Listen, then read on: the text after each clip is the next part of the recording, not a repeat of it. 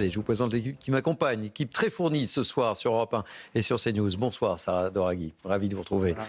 Geoffroy Lejeune est avec nous, bonsoir Geoffroy.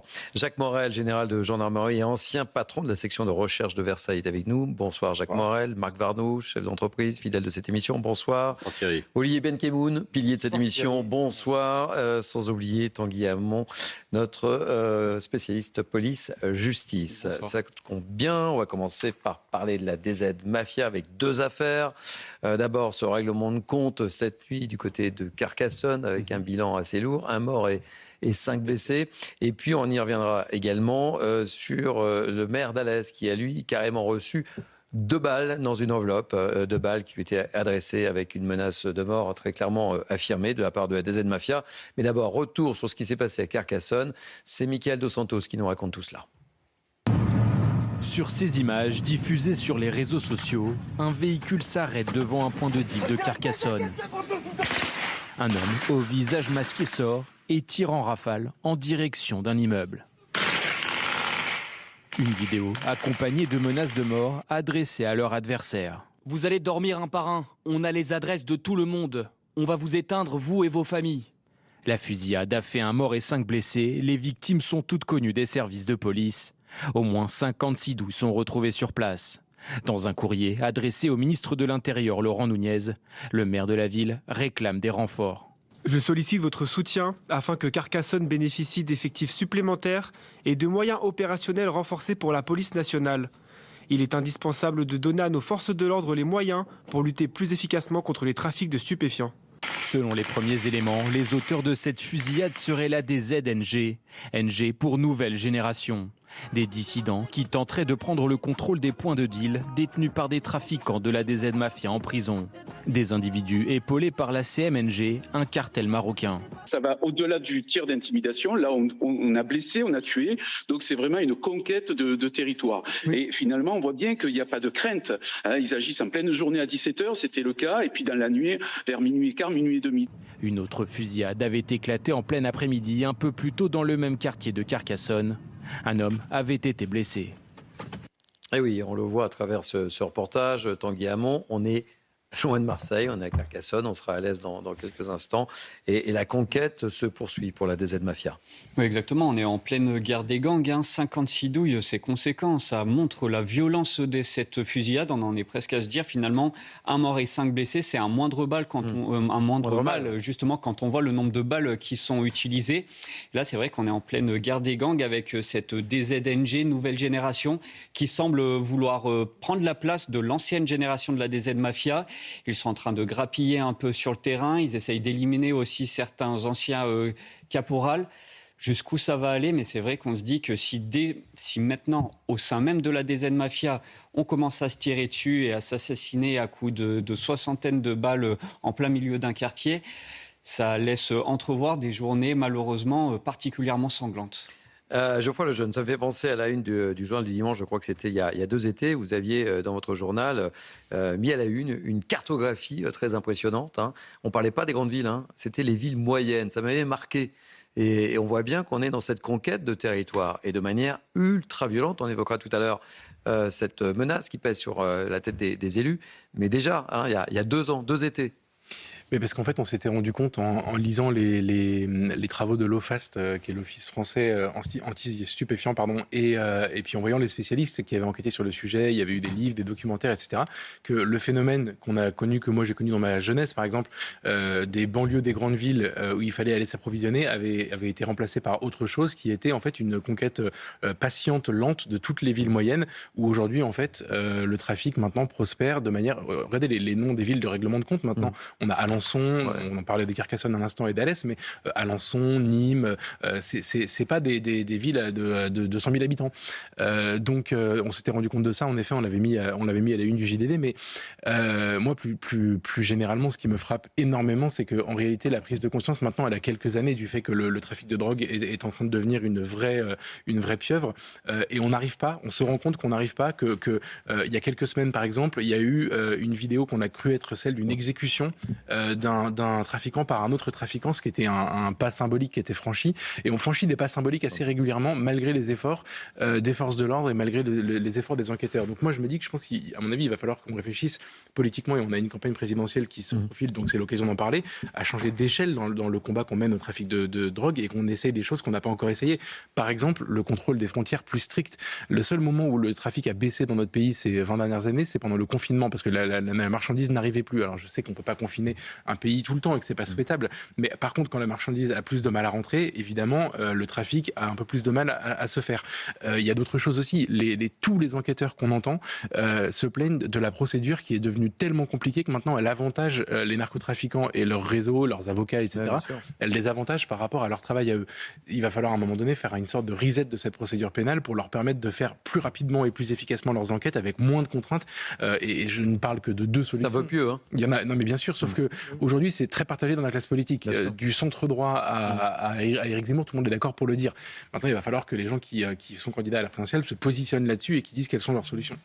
Marc, vous êtes d'accord avec cette analyse et cette lecture de Geoffroy Lejeune, je suppose, Marc Arnaud? Moi, je suis plutôt optimiste, parce que quand on voit que la loi riposte, ce qu'elle contient, il y a beaucoup de simplification. C'est vrai qu'il y a des éléments positifs dans cette loi riposte. Il y a beaucoup de simplification de procédure, qui est effectivement, aujourd'hui, la procédure a été originellement l'avantage de la justice. Aujourd'hui, la procédure est à l'avantage des voyous, parce qu'elle est tellement compliquée qu'il y a des fautes de procédure partout, et ça permet ensuite aux avocats qui sont bons de faire relâcher leurs clients. Donc effectivement, de modifier la procédure, ça va dans le bon sens. Je crois qu'un des gros problèmes auxquels on est confronté et que le gouvernement refuse de voir, c'est le montant financier du trafic aujourd'hui, et notamment la puissance financière de la DZ Mafia. Vous savez, on parle de mafia, donc forcément, ça ouvre dans l'imaginaire collectif le gang de Zemmour, la Brise de Mer, la French Connection.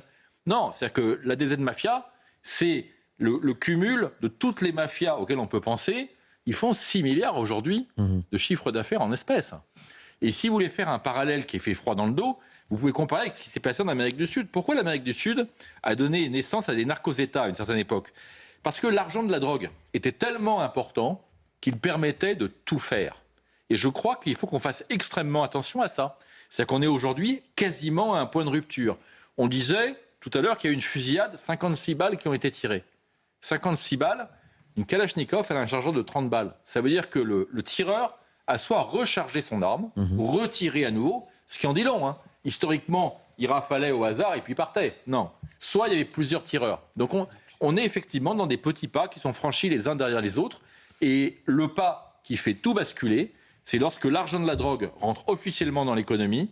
Fort heureusement, on a une administration fiscale en France et des douanes qui sont redoutablement efficaces et ça nous protège. Et quand l'argent de la drogue rentre dans le milieu politique. Et c'est ça qu'on est en train de voir en ce moment, ces tentatives de la drogue de rentrer dans le politique. Eh bien, vous me faites la transition, si vous voulez bien. On va marquer une pause sur Europe 1 et sur CNews. Et on va se retrouver dans quelques instants avec le maire d'Alès qui, je vous le disais, a reçu dans une enveloppe 2 balles qui lui étaient adressées avec une menace très signée, des aides, mafia. On y retourne dans quelques instants après la pause sur Europe 1 et sur CNews. Restez avec nous. Merci de nous accueillir chez vous. Vous êtes bien sur Europe 1 et sur CNews. Nous poursuivrons nos échanges, nos débats avec beaucoup de sujets à évoquer. Ce soir, nous évoquions la force de la DZ Mafia qui étend son empire aux 4 coins de France et notamment dans les villes moyennes. On va prendre la direction d'Alès où, je vous le disais, le maire d'Alès, lui, a carrément reçu dans une enveloppe 2 balles qui lui étaient destinées. Une menace de mort très clairement affirmée. Je vous propose d'écouter le maire d'Alès qui s'est exprimé. Hier soir, mon épouse, rentrant après sa journée de travail, a, comme tous les soirs, regardé dans la boîte aux lettres et a trouvé une lettre manuscrite à l'extérieur avec des insultes dessus, des menaces à mon endroit. M'a appelé, bien sûr. J'ai appelé la police qui est intervenue et qui, au cours de l'enquête, a trouvé à l'intérieur de l'enveloppe 2 balles de 9 mm. En faisant le tour de ma maison, j'ai aussi découvert des tags sur mon mur de clôture signés, en l'occurrence DZ-MG, DZ Mafia Nouvelle Génération, et des menaces, là aussi, réitérées. Sarah Doraghi, on voit cette menace et cette pression à l'encontre des hommes politiques. Il va falloir s'y habituer. C'est ça qui change par rapport à ce qu'on connaissait avant de ces cartels. C'était cartel contre cartel. Et là, maintenant, quand on envoie carrément des enveloppes, des menaces directement aux élus, ça, si vous voulez, ça monte d'un cran. Et je trouve vraiment, j'ai une pensée émue pour ces maires qui sont en première ligne, qui essayent, et là on a entendu le maire d'Alès qui dit on sera debout et on tiendra parce que c'est ça la République. Mais à un moment donné, ils ont besoin d'aide. Ils ont besoin de beaucoup plus d'aide. Et je ne sais pas comment on organise ça. Et un des plus grands dangers, Geoffroy le disait tout à l'heure, c'est cette espèce d'intégration dans le tissu social. Mais oui, ils ont un rôle dans les quartiers. Sympas, ils portent les sacs, ils organisent des fêtes. Ça, c'est très dangereux. Ça, c'est vraiment ce qu'on appelle aussi le soft power. C'est aussi ça. C'est-à-dire s'intégrer discrètement, en montrant un visage très gentil, et comme ça, rentrer complètement dans le tissu, justement, de vie sociale des quartiers. Et Olivier Nkemoun, on le voit, hein, c'est que dès qu'on dérange la DZ Mafia, dès que des élus, des maires commencent à s'intéresser, à contrecarrer leur projet, ben voilà, la réponse, elle est immédiate. Mais vous immédiate. On a affaire ici à un maire LR qui a eu des positions radicales, qui n'a pas eu besoin des voix des narcos pour être élu, qui a demandé une justice très ferme, et notamment une justice très ferme pour les enfants à Alès, et je crois qu'il a obtenu d'ailleurs du garde des Sceaux, qui est un tribunal pour enfants rattaché à la juridiction d'Alès. Donc il souhaite faire avancer les choses. Il a bien compris que c'était, et la nouvelle génération, la DZ nouvelle génération, je le disais tout à l'heure, c'est des enfants qui sont, c'est des criminels d'ailleurs, il faut parler de criminels qui sont recrutés, qui ont 14-15 ans et qui essayent aujourd'hui de déloger l'ancienne génération. Mais il a bien compris qui c'était, ce qu'il fallait faire, une justice de fermeté, et c'est la raison pour laquelle aujourd'hui il est pris pour cible, comme tous ces maires qui se disent qu'est-ce que je peux faire moi à mon niveau, à mon échelle pour empêcher la mafia, le narco de gangréner mon territoire. Mais à l'Est, 46 000 habitants. Mais on le disait, depuis quelques années, on le sait, 79% des départements sont touchés, des régions françaises sont touchées par le narcotrafic. Collectivement, il faut se poser la question, parce que les Français sont responsables d'une certaine manière. Les consommateurs de drogue, les consommateurs, à chaque fois on le dit, il faut taper les consommateurs. Avant, il fallait aller très loin pour aller acheter de la drogue, en réalité. Et il y avait des pôles qu'on connaissait, Marseille, Lyon, Grenoble, historiquement, etc. Aujourd'hui, la drogue s'est rapprochée de chez vous. Et puis en plus, les narcotrafiquants affichent les tarifs, etc. Évidemment. Sans aucune gêne. Mais dans tous les quartiers de France, vous pouvez trouver des points de deal et qui rapportent, parce qu'il faut le rappeler, et Marc le disait tout à l'heure, 6 à 7 milliards de chiffre d'affaires, un point de deal, 6 000 € par jour, 2 millions par an, c'est énormément d'argent. C'est une contre-culture, c'est un contre-modèle républicain, et jusque-là, pour l'instant, il emporte tout sur son passage, parce qu'il faudrait parler on disait tout à l'heure, le rôle qu'ont ces narcotrafiquants et leur argent à l'intérieur des quartiers. C'est pas simplement on organise des distributions de fournitures scolaires, c'est qu'on paye des loyers, on paye parfois des loyers en liquide, on soutient des familles, on fait vivre en réalité le quartier, mais comme en Amérique du Sud. On faisait la référence tout à l'heure, comme en Amérique du Sud. Comment on a fait en Amérique du Sud? On a envoyé l'armée. On a mené une guerre. Marc Varnaud. En Amérique du Sud, si on prend le cas de la Colombie, ils sont passés par le maillon faible du système qui était les églises. C'est-à-dire que les Colombiens sont très croyants, ils vont tous à l'église, et ben ils ont déversé des centaines de millions de dollars dans les églises, et les églises ont redistribué. Et donc ils se sont créés un pouvoir direct. C'est-à-dire que lorsque vous êtes dans un pays où la pauvreté est explosive, et que tout d'un coup vous déversez des dizaines, des centaines de millions dans les églises, ben forcément vous avez un pouvoir, mais du jour au lendemain. Et c'est ce qui a fait la fortune de ces narcotrafiquants en Colombie. Mais est-ce que l'État est capable d'intimider ces criminels Le problème, c'est qu'ils ont de tels moyens financiers. C'est l'inverse à vie. Ils ont de tels moyens. Il y a un vrai problème de moyens. C'est-à-dire que prenons le cas du maire d'Alès. Marc Varnaud. Soit il est protégé. L'État met les moyens, il est protégé. Soit il n'est pas protégé. D'accord ? Sortons de tous les discours. S'il n'est pas protégé, que fera le prochain maire qui sera menacé ? Que fera le prochain maire ? Il fera. Il obtempérera, puisque l'État l'a lâché. Le vrai problème, c'est l'État. Si l'État fait ce qu'il faut, les narcos ne passent pas. Si l'État ne fait pas ce qu'il faut, les narcos ont un jeu qui est facile. Mais Geoffroy Lejeune, on le disait, hein, c'est vrai que la puissance financière des narcotrafiquants en 2026, elle est colossale. Elle est colossale. Elle est colossale, on a même presque l'impression que c'est plus à armes égales avec les forces de l'ordre en réalité. Pas du tout. Et moi, ce que je trouve terrifiant, c'est que finalement, si vous regardez tout ce qui nous distingue à l'heure où on parle d'un narco-État, finalement, la corruption, c'est peut-être la seule chose. Un narco-État, pour le coup, les institutions sont infiltrées, la police évidemment, les politiques, tout le monde est tenu et on est dans ce qu'on appelle un narco-État. Nous, c'est la seule chose qui nous distingue encore. Il y a un peu de corruption, mais pour l'instant, ça reste résiduel. On sait qu'il y a eu des élus attaqués pour corruption. Il y a évidemment le cas des dockers, par exemple. On parle souvent des dockers dans le port du Havre parce que la marchandise passe pas toute seule, etc. Mais quand vous regardez, moi, ce qui me terrifie le plus avec ces menaces d'élus, c'est que c'est vraiment le pendant de la corruption. Au début, on vous menace. Ce que disait Marc à l'instant, au début on vous menace, si vous n'obtempérez pas on passe à l'action, mais dans la plupart des cas, si vous n'êtes pas protégé, vous n'avez aucun intérêt à affronter des narcotrafiquants tout seul. Les témoignages de dockers qui sont confondus parce ils ont été achetés par les narcotrafiquants disent souvent, moi entre gagner un peu d'argent, mettre ma famille à l'abri et pas avoir d'ennui, ou alors me prendre une balle et laisser des orphelins, mon choix est vite fait, et je les comprends. La vérité c'est que je les comprends parce que vous pouvez pas être individuellement héroïque face à une organisation aussi puissante. Donc en fait, ce qu'on est en train de voir aujourd'hui avec l'apparition de ces menaces de mort, c'est finalement le début du commencement de la corruption des politiques qui entraînera la corruption de tout le monde.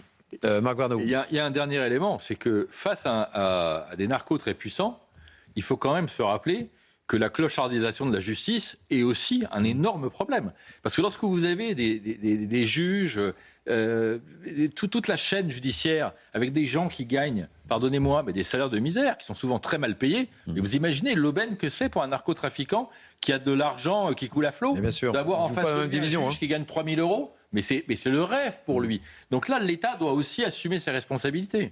Autre élément, et ça sera le dernier élément dont on parlera ce soir concernant la DZ Mafia, c'est le rôle des femmes. On en a un petit peu parlé tout à l'heure avec vous, Jacques Morel, et nos confrères du Parisien en parlaient ce matin. Écoutez ce que disait Jean-Michel Verne, notre confrère spécialiste de la DZ Mafia, qui a donc écrit un livre, Inside DZ Mafia, sur le rôle prépondérant des femmes dans cette organisation. Là, on est dans une évolution qui est notable, qui inquiète évidemment les policiers de la PJ qui travaillent là-dessus. Ils sont inquiets pour tout d'ailleurs. Ils ne sont pas inquiets que parce qu'il y a des femmes qui interviennent dans ces affaires. On est dans une situation qui est extrêmement périlleuse, avec de nouveaux outils qui ont été apportés par la loi narcotrafic, mais tout ça tarde à venir, il y a besoin de moyens, il y a besoin d'avoir beaucoup d'efficacité. On a vu des choses très intéressantes du côté de Nice, notamment en termes de coordination entre des SIPJ différents. Donc il y a beaucoup de choses à faire. En tout cas, cette affaire-là, elle est inquiétante et elle marque, si vous voulez, un virage politique au sein de la DZ Mafia, c'est-à-dire qu'on veut prendre en main un territoire, on veut faire peur, on veut exercer une emprise, et ça, c'est extrêmement inquiétant. Et moi, ça me rappelle ce qui s'est passé en Sicile avec Cosa Nostra. Un dernier mot, Jacques Morel, sur le rôle prépondérant des femmes dans cette organisation ? Oui, alors, précédemment, si vous voulez, elles avaient des rôles mineurs. Elles étaient souvent les nourrices, c'est-à-dire que c'est dans des appartements où vivaient souvent des femmes seules qui étaient en difficulté, que la marchandise, les armes étaient stockées pour essayer de passer inaperçues de la part des enquêteurs.